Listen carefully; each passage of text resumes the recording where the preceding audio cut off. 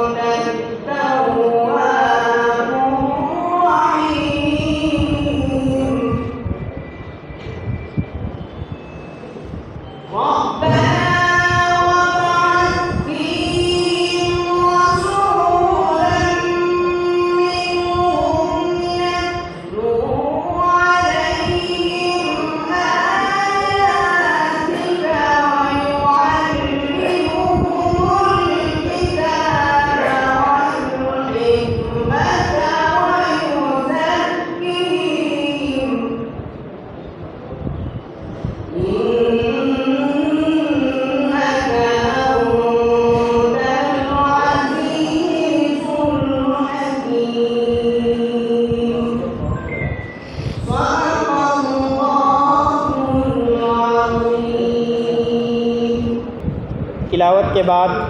ترانہ ندوہ پیش کرنے کے لیے زید نسیم کو آواز دیتے ہیں کہ اپنے رفقا کے ساتھ تشریف لائیں اور ترانہ ندوہ پیش کریں۔ السلام علیکم ورحمۃ اللہ وبرکاتہ۔ ہم نازش ملک و ملت ہیں، ہم سے ہے درخشاں صبح وطن، ہم نازش ملک و ملت ہیں، ہم سے ہے درخشاں صبح وطن، ہم تابش دی ہم نور یقین، ہم حسن عمل ہم خلق حسن، ہم مست نگاہ ساقی ہیں، ہم بادکش صحبائے حرم، ہم نغمہ اہل قلب و زباں، ہم ذہن رسائے اہل قلم، ہم عزم جواہر لمحہ دوا رکھتے ہیں ہمیشہ آگے قدم، ہم آب گوہر ہم نور سحر، ہم آب گوہر ہم نور سحر، ہم باد بہاری ابر کرم، ہم نازش ملک و ملت ہیں، ہم سے ہے درخشاں صبح وطن، ہم تابش دی ہم نور یقین، ہم حسن عمل ہم خلق حسن، جس بزم کے ہیں ہم تخت نشین، وہ بزم ہے بزم عرفانی، اس بزم کی ہے ہر صبح حسین، ہر شام ہے اس کی نورانی، یہ بزم ہے ان شاہینوں کی، فطرت میں ہے جن کی سلطانی، یہ قلب و نظر کی دنیا ہے، یہ قلب و نظر کی دنیا ہے، ہر نقش ہے اس کا لافانی، ہم نازش ملک و ملت ہیں، ہم سے ہے درخشاں صبح وطن، ہم تابش دی ہم نور یقین، ہم حسن عمل ہم خلق حسن، گنجینہ فضل رحمانی وہ جس نے بلند اسلام کیا، دانش کا شبلی جس نے پھر ذوق سخن کو عام کیا، وہ بزم سلیمانی جس نے تحقیق و نظر کا کام کیا، انفاس علی نے روشن پھر، انفاس علی نے روشن پھر، ندوے کا جہاں میں نام کیا، ہم نازش ملک و ملت ہیں، ہم سے ہے درخشاں صبح وطن، ہم تابش دی ہم نور یقین، ہم حسن عمل ہم خلق حسن،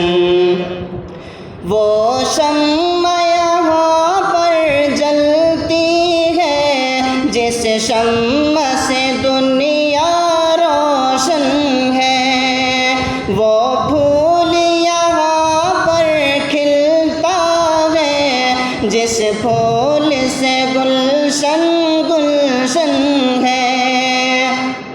یہ اہل وفا کا مرکز ہے، یہ اہل صفا کا مخزن ہے، شہباز یہاں پر پلتے ہیں، شہباز یہاں پر پلتے ہیں، یہ لعل و گوہر کا معدن ہے، ہم نازش ملک و ملت ہیں، ہم سے ہے درخشاں صبح وطن، ہم تابش دی ہم نور یقین، ہم حسن عمل ہم خلق حسن، ہم تابش دی ہم نور یقین، ہم حسن عمل ہم خلق حسن۔ السلام علیکم۔ سامعین گرامی، ہم اس وقت ندوۃ العلماء کی جس عظیم علمی، فکری و تربیتی دانشگاہ میں موجود ہیں، اس کے قیام و تاسیس کے پس منظر میں اعلیٰ اہداف اور اہم مقاصد کار فرما ہیں، جن کو ذہن و دل کے ہر گوشے میں مستحضر رکھنا ہم طلباء کے لیے ضروری ہے۔ حضرات گرامی، دارالعلوم ندوۃ العلماء کا قیام مدارس کی فہرست میں صرف ایک نیا اضافہ نہ تھا، بلکہ یہ ایک فکری انقلاب، تعلیمی تحریک اور اصلاحی مشن کی بنیاد تھی۔ اس کی تشکیل ایسے وقت میں ہوئی جب عالم اسلام زوال کی تاریکیوں میں گھرا ہوا تھا اور مسلم معاشرہ فکری پراگندگی، عملی جمود اور تہذیبی انتشار کا شکار تھا، اور علوم دینیہ پر قدامت پسندی کا ایسا دبیز غلاف چڑھ چکا تھا جس نے انہیں عصر حاضر کی دنیا سے کاٹ کر محض رسمی مظاہر تک محدود کر دیا تھا۔ داخلی انتشار کا یہ عالم تھا کہ علماء فروعی اختلافات، گروہی عصبیت اور علمی طبقہ واریت میں مبتلا تھے۔ حقیقی مسائل سے بے توجہی عام تھی۔ ایسے پرآشوب دور میں حضرت مولانا محمد علی منگیری رحمۃ اللہ علیہ نے ندوۃ العلماء کا بلند تخیل پیش کیا، جس کے عملی اظہار کے لیے 1998 میں دارالعلوم کی شکل میں باقاعدہ تعلیمی درسگاہ کی داغ بیل ڈالی گئی۔ اس کا بنیادی مقصد ایسے مردان کار اور اصحاب علم و فکر کی جماعت تیار کرنا تھا جو صالح قدیم اور نافع جدید کے حامل ہوں، جو ایک طرف علوم اسلامیہ کے ماہر ہوں تو دوسری طرف عصر حاضر کے تقاضوں سے لیس اور زمانے کے مزاج و مذاق سے مکمل واقفیت رکھتے ہوں۔ ایسے افراد تیار ہوں جو زمانے کی زبان و اصطلاحات کو سمجھنے والے اور اسلام کو درپیش چیلنجز کا مقابلہ معاصر زبان میں کر سکیں، جو فقہی تعصبات اور مسلکی جمود سے نکل کر امت کی دینی، ملی، فکری قیادت کا حق ادا کر سکیں، جن کی نگاہ فروعی اختلافات سے اوپر اٹھ کر وحدت امت اور اس کے اجتماعی مسائل پر مرکوز ہو، جو امت کے افراد کو ایک ہمگیر شعور، زبان حال سے آشنا تعبیر اور عملی جہد و اقدام کا منظم سانچہ عطا کرے۔ اس مقصد کی تکمیل کے لیے مختلف طریقے آزمائے گئے۔ جمعیت الاصلاح کا قیام دراصل اسی تسلسل کی ایک اہم کڑی بلکہ اس خواب کی ایک عملی تعبیر ہے جو 1916 میں ایک بلند تخیل اور آفاقی تصور کے ساتھ قائم کی گئی تھی۔ حضرات، جمعیت الاصلاح نے اپنے 100 سال سے زائد عرصے پر محیط اس روشن و تابناک سفر میں امت کو مختلف میدانوں میں رجال کار دیے۔ اس طویل فہرست میں مولانا مسعود عالم ندوی جیسے مدبر، مولانا علی میاں ندوی جیسے مصنف، مولانا واضح رشید حسنی جیسے محقق و صحافی اور ان کے علاوہ بے شمار ایسے افراد شامل ہیں جن کی علمی، فکری، تقریری و تحقیقی صلاحیتوں نے امت کی فکری تشکیل اور دینی تجدید میں نمایاں کردار ادا کیا ہے۔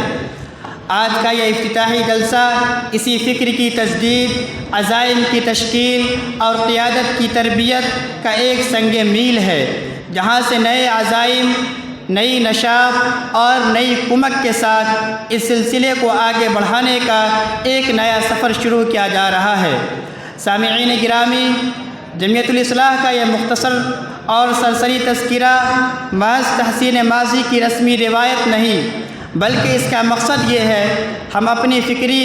نسب نامے سے جڑیں، اپنے علمی قافلے کی سمت کو سمجھیں اور اس شعور کے ساتھ اس نئے مرحلے میں داخل ہوں کہ ہمارا مقصد واضح اور منزل متعین ہو۔ اس موقع پر اپنے نئے ساتھیوں کی خدمت میں جمعیت الاصلاح کے نظام کار، طریق عمل